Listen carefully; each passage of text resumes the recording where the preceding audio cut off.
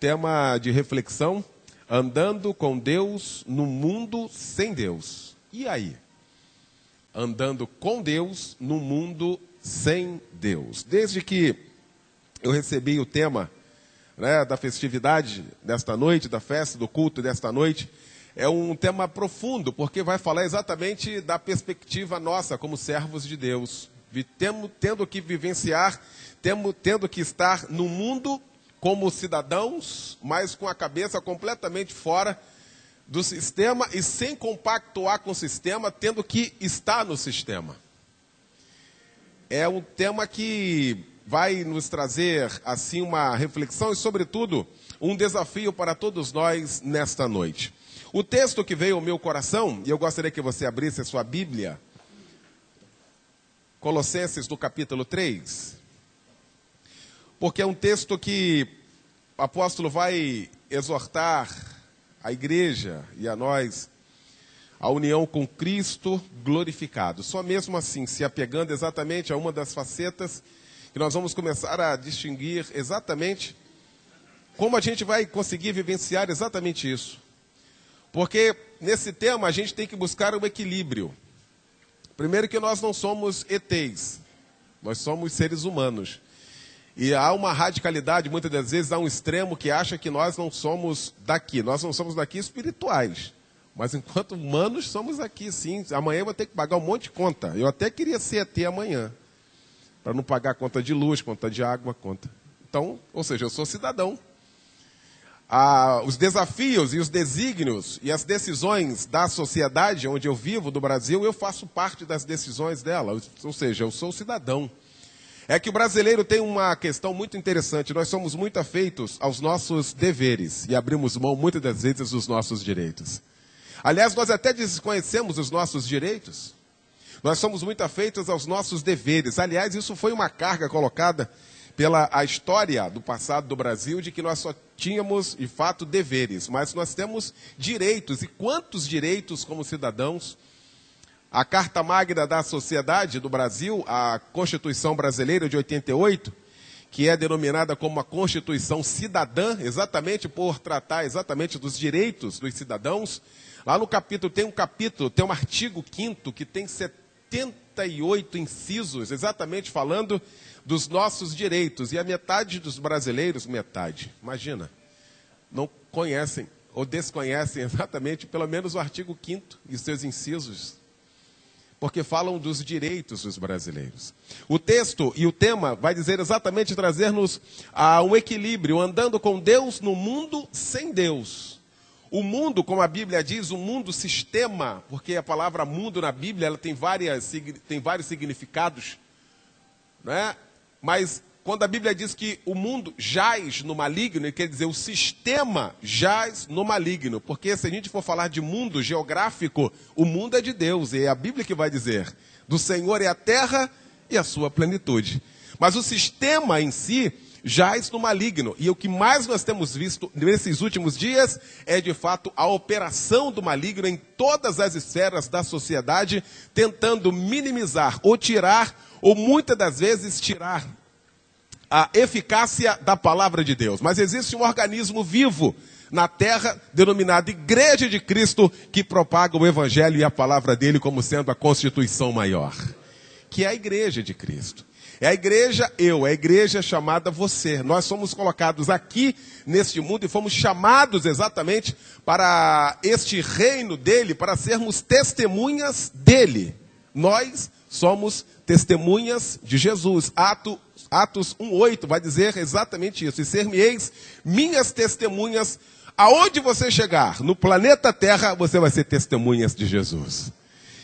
E a gente vai andar com Deus no mundo sem Deus, fazendo exatamente a diferença. E aqui é que entra a grande dificuldade da gente entender.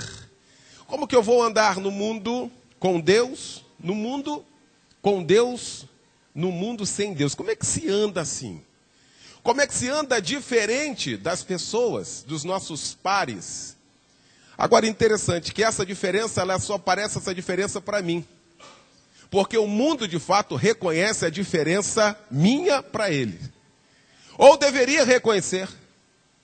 A coisa mais interessante que a gente vai analisando exatamente pelos séculos é de que aonde tinha o servo de Deus, se a gente for para o Velho Testamento então, aonde tinha o servo de Deus, ele era reconhecido. Aonde tinha alguém que era chamado de Deus, ele era reconhecido pela sociedade. Tem um hino muito famoso e bonito até, que diz assim: eu não preciso ser reconhecido por ninguém.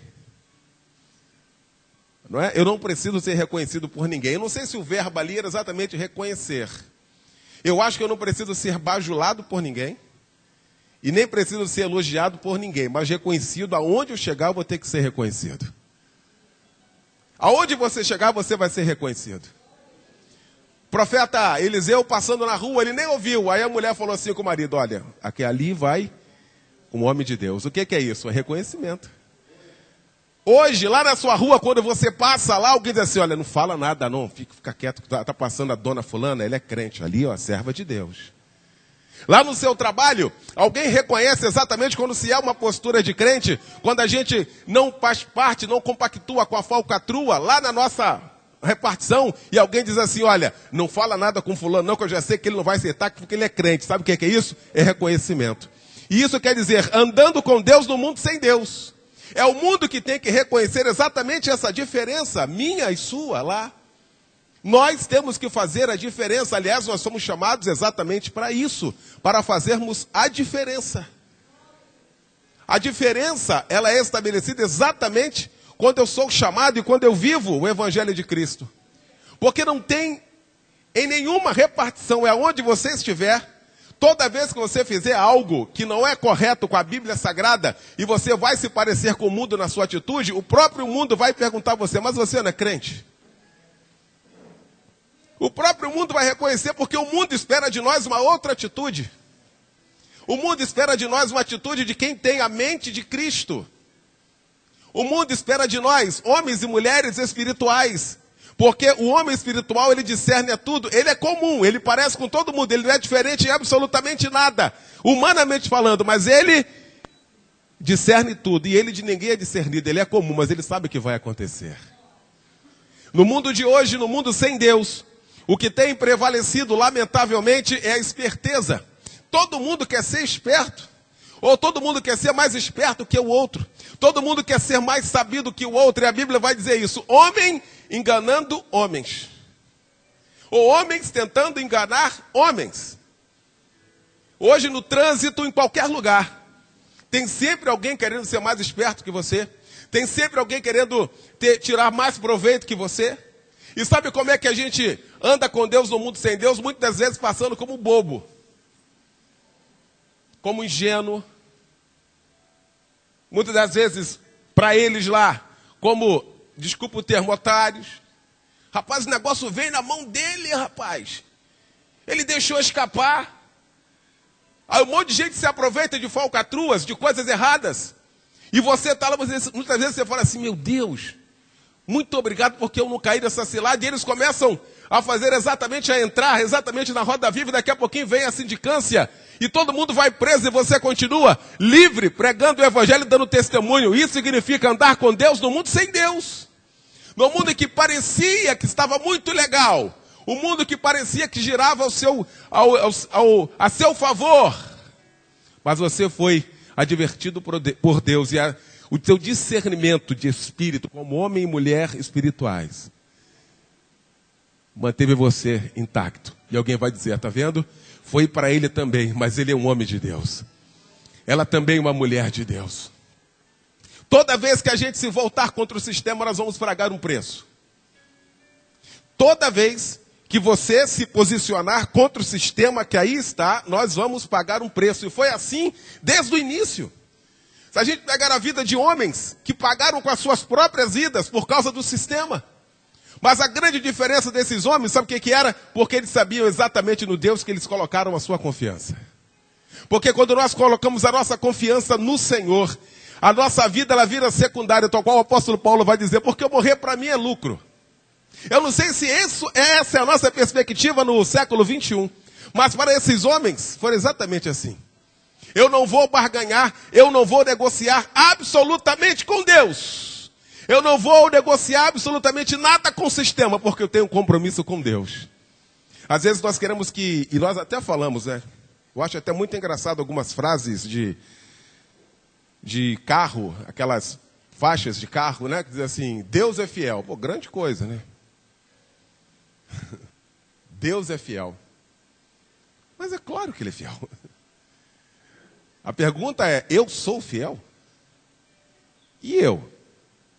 Porque a Bíblia vai dizer, o apóstolo Paulo vai dizer aos Tessalonicenses assim, fiel é o que vos chama, o qual também o fará. Será que eu estou disposto a ser fiel? Será que eu estou disposto a pagar de fato o preço para andar com Deus no mundo sem Deus? Porque os homens lá do Velho Testamento e também do Novo Testamento e nos dias de hoje também estão pagando um preço exatamente para andar com Deus no mundo sem Deus. Quantas vezes nós somos renegados ao segundo plano? Porque nós fazemos parte da igreja de Cristo. Eles não querem, porque eles sabem que nós não vamos nos misturar com Ele. Foi assim exatamente com Daniel. Lembrando aqui, passando rapidamente. Olha, você não vai poder mais orar. Porque se orar tem uma pena de morte para você. A pena é ser jogado na cova dos leões. Mas só porque o cara está orando? Estava incomodando ninguém, mas estava incomodando o sistema. Toda vez que você incomodar o sistema vai se levantar contra você. Toda vez. Rei, então assina um decreto aí, porque quem não adorar a tua estátua aí vai ser jogado na cova dos leões. O cara estava fazendo nada. E o rei assinou. Mas, no entanto, a Bíblia vai dizer que ele não parou, ele continuou. Porque importa obedecer a Deus do que aos homens. Isso é um princípio. Isso é um princípio para hoje. Importa obedecer a Deus do que aos homens. Ah, mas tem um decreto aí que se quem não se dobrar, quem não adorar, vai ser jogado na cova dos leões. Não tem problema nenhum.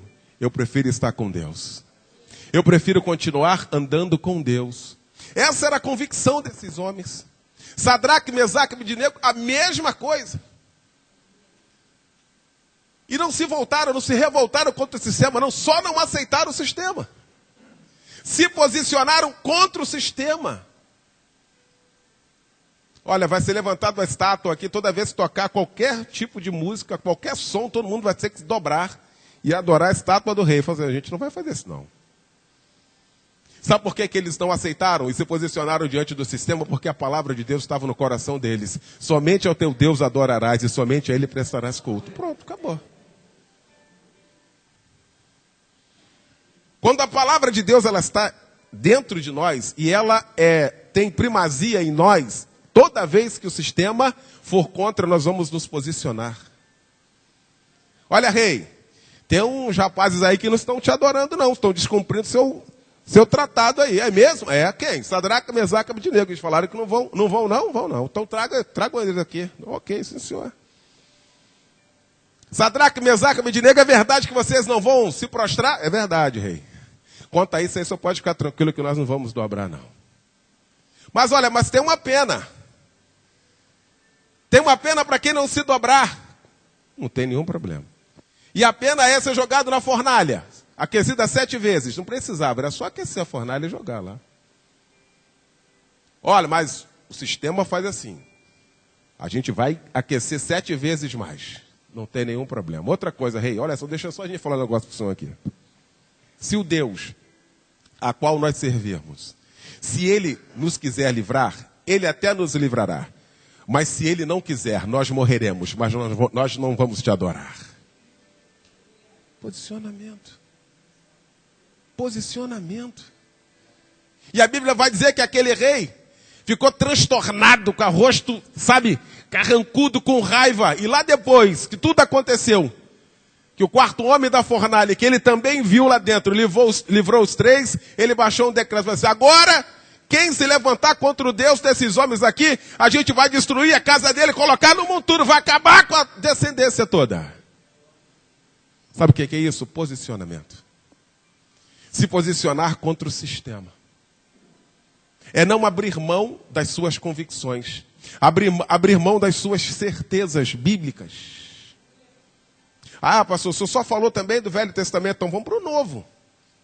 Em Atos dos Apóstolos, no capítulo 6, vai falar de homens que foram escolhidos para cumprirem o ministério, a diaconia. E lá dentro desses homens lá, a Bíblia vai fazer questão de dizer assim, tinha um que era cheio do Espírito Santo, chamado Estevão. E ele se posicionou contra o sistema. O que aconteceu? Foi apedrejado, mas não tem nenhum problema. Eu até vou ser apedrejado, mas eu posso fazer uma coisa? Pode. Ao discurso de Estevão, lá quem estava assistindo era um homem que nós estamos lendo a carta dele aqui, ele já foi lido aqui 2 vezes, toda vez a gente tem que passar, que era o apóstolo Paulo. E sabe qual foi a palavra desse homem sendo apedrejado? Eu estou sendo apedrejado porque eu fui contra o sistema. Mas eu vejo os céus abertos e o Filho do Homem de pé me esperando. Acabou. Acabou. Com João Batista também foi assim. Com João Batista foi a mesma coisa. Por pregar a verdade, por falar a verdade, perdeu o pescoço, não a cabeça, porque servo de Deus não perde a cabeça, perde o pescoço. Se tiver que perder alguma coisa, perde o pescoço, não perde a cabeça. Aleluia. Andando com Deus num mundo sem Deus. Num sistema completamente destruído, um sistema completamente arrebentado. Em todas as esferas da sociedade a corrupção chegou, mas chegou assim com uma violência ou com uma velocidade tão grande que a gente não sabe mais onde vai parar. Não existe mais ética, não existe mais moral, não existe mais respeito, não existe mais absolutamente nada. E olha que nós falamos aqui do Velho Testamento, agora está pior. Porque a própria Bíblia vai dizer que por se multiplicar a iniquidade, o amor vai se esfriando. E se acabar o amor, até a adoração sincera ao nosso Deus também acaba. Que eu posso fazer o que eu quiser fazer aqui na igreja. Eu posso ser o maior nome dessa nação. Se não for em amor, não vale absolutamente nada. E é exatamente esse amor que vai esfriando. Quando esse amor vai esfriando, o relativismo vai acontecendo. A pior coisa que pode acontecer na vida de alguém que é servo de Deus é ele aceitar o relativismo. Sabe onde o relativismo entra? Através de uma frase. Ah, mas isso era lá no passado, agora mudou. Isso não tem nada a ver mais. Ah, pastor tem que dar uma reciclada. Pastor tem que dar uma reciclada. Isso não tem nada a ver. Isso era no tempo da minha avó. Aí a gente esquece que Deus é Deus de ontem, de hoje e de sempre. Princípios de Deus são imutáveis, querido. Princípios de Deus são imutáveis. Imutáveis. Não muda jamais. A gente vai, sabe, eu fiz um debate na segunda-feira, que o tema era tolerância ou conivência. Às vezes a gente acha que está tolerando, às vezes a gente já chegou às raias da conivência. Às vezes a gente está com a paciência e muitas vezes a gente já está conivente. E muitas vezes a pessoa que a gente está achando que está tolerante e a gente está conivente, é exatamente isso que ela quer para continuar praticando exatamente aquilo que a Bíblia condena. Tolerante ou conivente? Porque, lamentavelmente, é o que mais nós vemos hoje. Eu levantava naquela oportunidade aquela história de Acã, o pecado de Acã. Muitas vezes a gente vira exatamente como aquelas pessoas que estavam lá, que viam tudo, mas diziam assim, não tem nada a ver com isso. E sabe qual é a outra frase que a gente fala sempre? Não, ele que vai prestar conta a Deus. A coitada de Josué, né? Botando a congregação para orar, para jejuar. Aí Deus diz assim, Josué, Israel está em pecado. Mas como? Tem muita gente aí que sabe o que está acontecendo e não fala. Muitas vezes essa é a minha postura. De ver alguma coisa e dizer assim, ó, bom, isso não tem nada a ver comigo. Tem sim, querido. Tem sim. Porque se somos um corpo, como a Bíblia diz que nós somos um corpo, e lá a unha do dedo mindinho está inflamado, está doendo também no alto da cabeça. É corpo também. O problema é que nós queremos arrancar a unha, nós não queremos colocar um curativo na unha. Nós queremos execrar. Nós queremos levar direto para o tribunal. Muitas das vezes falta misericórdia em mim, mas muitas das vezes eu preciso dela. Eu até invoco ela. Às vezes eu não uso de misericórdia, mas todas as vezes que eu preciso, eu peço. Andando com Deus no mundo absolutamente sem Deus. Num sistema completamente falido. Onde o único organismo vivo, o único organismo do planeta Terra que tem a autoridade de falar contra isso, chama-se Igreja de Cristo. Mas é a igreja que não se mistura. É a igreja que de fato anda com Deus. A igreja que de fato preserva os princípios de Deus. A igreja que sobretudo paga um preço. A igreja que sobretudo não se negocia absolutamente nada. Porque o que mais nós sabemos fazer é negociação. A gente negocia. Existe um sistema de auto-boicote nosso. O ser humano é assim. E no meio evangélico não é diferente. A gente dá uma boicotada na gente mesmo. Eu falei aqui na vez que eu ministrei aqui a escola bíblica, e que se você estiver lendo um livro e você colocou um plano de ler 3 páginas por dia, aí um dia você não lê, você diz assim, não, mas amanhã eu vou ler 6. Você não vai ler nem 3, nem 4, nem 6, nem 10, absolutamente nada. Mas você negociou com você. Não vou orar hoje não, mas amanhã de manhã, vou levantar meia hora antes. Não vai não, nem agora, nem amanhã você vai fazer. Ou não é verdade?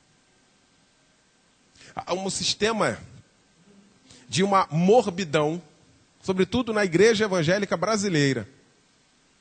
Uma morbidão. Porque eu fico sempre esperando que o pastor Ricardo faça.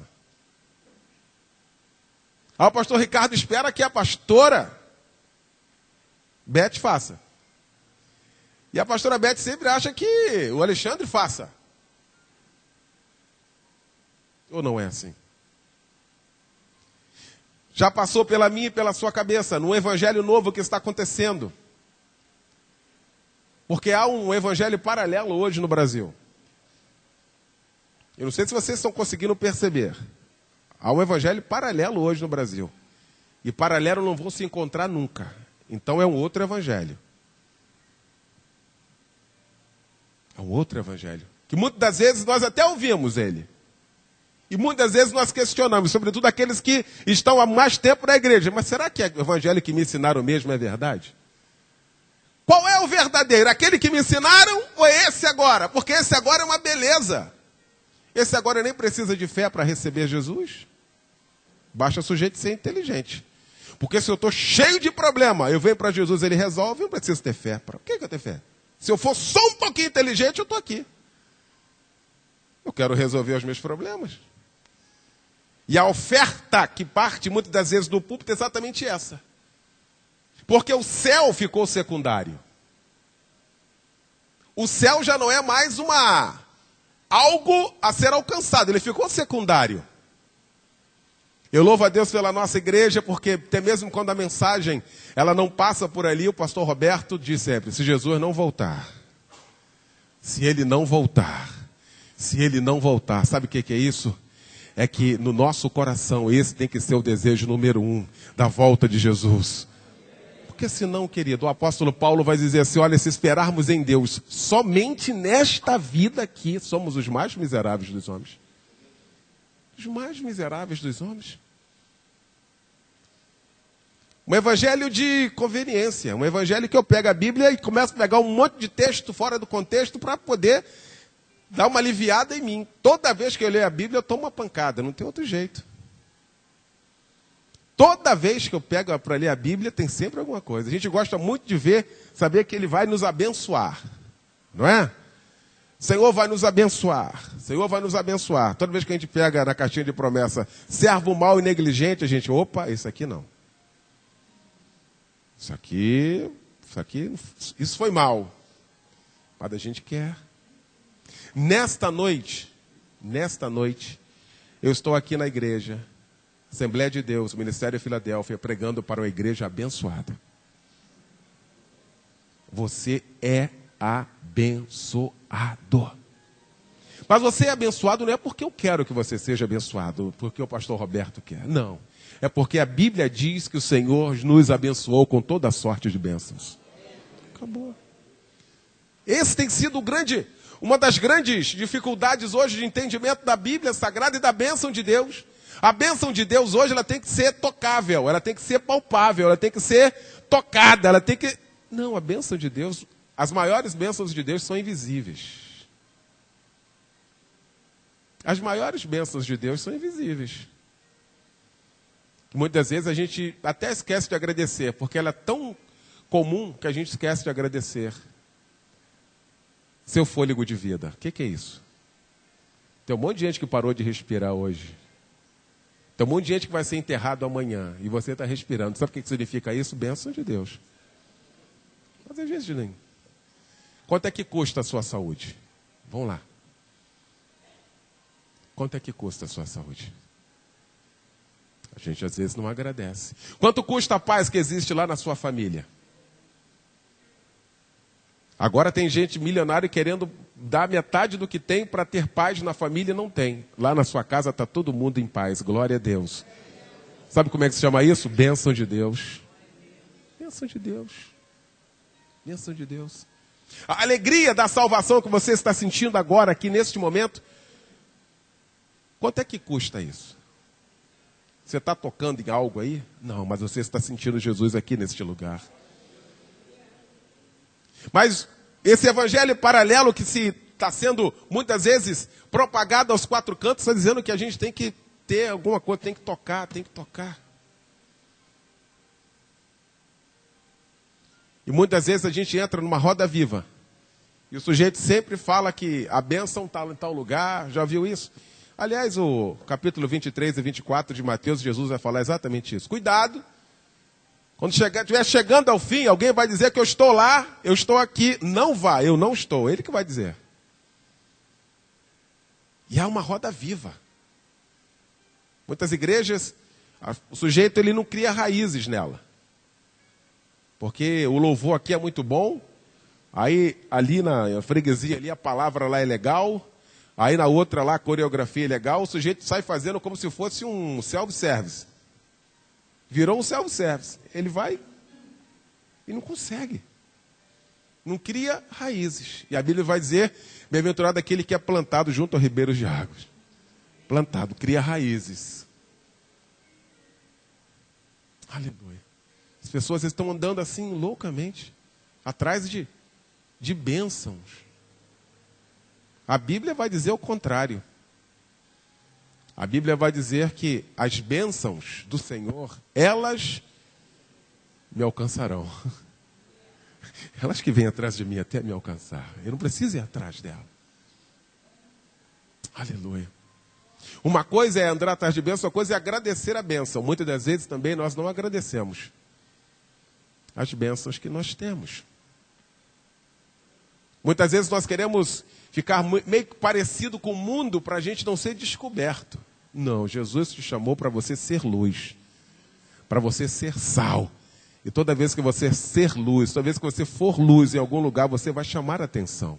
Não para você, mas para o evangelho que está dentro de você. Para a verdade de Cristo que está dentro de você. Existem muitas verdades. Muitas verdades. Existe a verdade do sistema, existe a verdade da instituição, mas existe a verdade chamada Jesus Cristo. É essa a verdade que tem que prevalecer. E o texto para a meditação nesta noite, Colossenses capítulo 3, vai dizer assim: portanto, se fostes ressuscitados juntamente com Cristo, buscai as coisas lá do alto, onde Cristo vive, assentado à direita de Deus. Pensai nas coisas lá do alto, não nas que são da terra. Esse é o texto. Esse é o texto. Morel estava falando aqui de Apocalipse. Tem gente que não lê Apocalipse. O jeito fica com medo. Né? Tem gente que fala, não, eu li Apocalipse até o capítulo 2. De 3 em diante, eu já não... De 4 em diante... Apocalipse vai dizer, lá no final, que há um novo céu e uma nova terra. E eu prefiro ler aquilo no literal. Mas você tem que fazer... Não, eu prefiro ler aquilo no literal. Eu creio.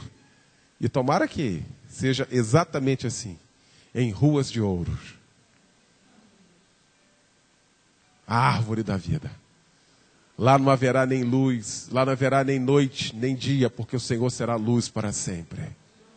Essa tem que ser a minha esperança. Essa tem que ser a nossa esperança. Esse tem que ser o nosso desejo, o nosso anseio. O nosso anseio. O anseio da igreja de Cristo. O anseio da igreja, daqueles que de fato estão com uma missão aqui na terra. Às vezes eu sempre falo isso, às vezes eu fico imaginando assim, por que Deus me chamou? Ele poderia ter chamado tanta gente mais inteligente. Por que aquele? Tanta gente que pudesse produzir mais. Mas a misericórdia dele me alcançou e alcançou você também. E alcançou com uma missão. Nós temos uma missão. Eu e você temos uma missão. Andando com Deus, no mundo sem Deus. A gente só vai conseguir isso através de uma vida de consagração ao Senhor. Pastor Roberto sempre promove aqui na igreja a consagração. E às vezes a gente fala essa palavra consagração direta. Essa palavra ela tem que ser dividida. Consagração é estar com o sagrado. Só assim. Estando com o sagrado. Nós vamos conseguir distinguir exatamente. Porque as coisas estão muito parecidas hoje. As coisas são muito comuns hoje.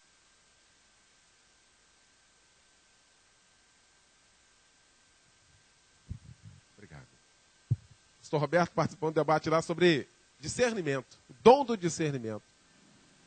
A gente estava tentando equacionar lá exatamente como é que se faz isso. Porque eu já fui em tudo quanto é lugar. Agora que eu andei um pouquinho já. Eu já vi culto de tudo. E eu não sou contra nada de culto, de tema de culto. Culto da família, culto da vitória, mas culto da busca do Espírito Santo. Eu nunca vi culto da busca do discernimento. Porque muitas vezes a gente acha que o discernimento a gente vai, conseguir com a nossa intelectualidade. Não, eu sou inteligente. Esquece isso. Discernimento é questão espiritual, é dom espiritual. Discernimento. Você pode fazer o que você quiser, mas se você não meditar na palavra, não orar, não exercitar a palavra, não chorar, não buscar de Deus, você pode até ter um entendimento, mas não vai conseguir fazer distinção de absolutamente nada. E só anda com Deus no mundo sem Deus, quem de fato, sobretudo hoje, tem essa busca no coração, o desejo de buscar exatamente o dom do discernimento. Se coloque de pé nesta noite. Talvez você tenha entrado aqui nessa noite com um desejo no seu coração. E eu não sei qual foi o desejo, qual é o desejo do seu coração. Talvez você tenha errado. E você até reconhece isso, mas está aqui também nesta noite dizendo, Senhor, eu quero acertar. Eu quero acertar. Eu quero acertar. Quantos escândalos são registrados hoje, lamentavelmente, no meio evangélico? Nós não vamos evitar os escândalos. A própria palavra vai dizer isso. Mas também vai dizer, ai também daqueles por quem vieram os escândalos. Então, querido, seja luz, seja sal. Não para se amostrar, mas para ser reconhecido pelo mundo como servo de Deus, como mulher de Deus. Que interessante é que o sal, a Bíblia vai dizer, se ele não servir para salgar ou para trazer o equilíbrio, ele não serve para absolutamente nada.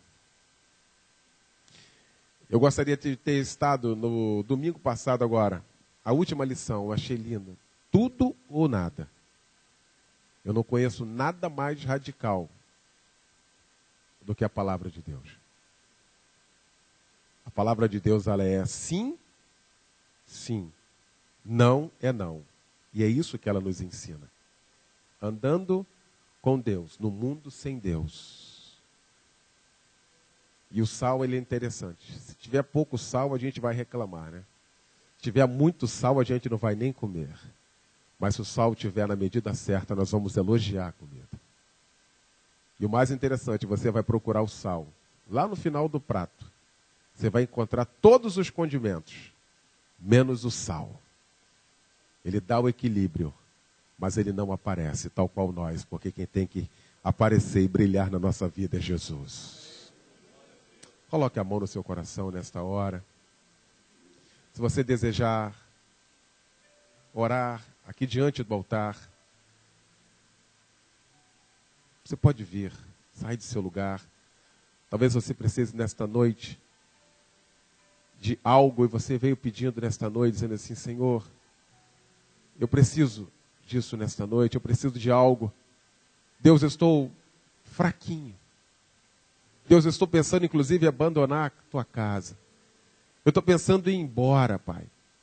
Eu estou pensando em parar, porque eu não consigo mais visualizar absolutamente nada na minha frente. Saia do seu lugar agora, em nome de Jesus.